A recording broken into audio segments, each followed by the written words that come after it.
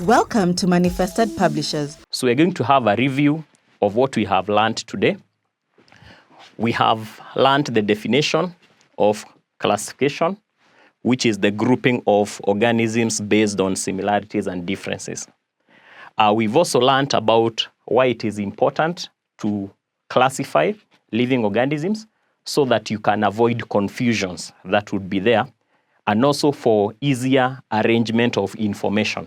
So when you classify organisms, you arrange the information in an orderly manner, like we have already seen, the kingdoms arranged systematically.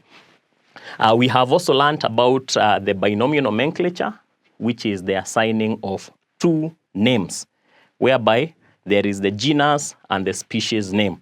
And we have given an example. There are many examples that we can give, but we have just given one.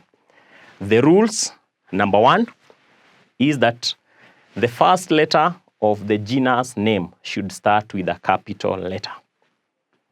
The first letter of the genus name should start with a capital letter, and all the other letters should be small. That's rule number one. Rule number two, since there are two names, they should be underlined separately, like we have done. Genus name separately, species name separately. Number three, in case it's a newly discovered organism, sometimes it is accompanied with the name of the person who first discovered. For example, we can have Ziamase Linnaeus. That is the person who first discovered maize, for instance. So we've also gone through the science of classification, which we have defined as taxonomy.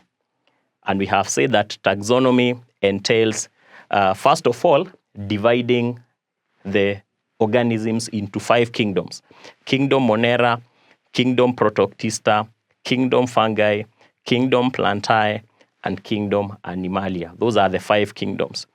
So we'll stop there for today. Welcome to Manifested Publishers.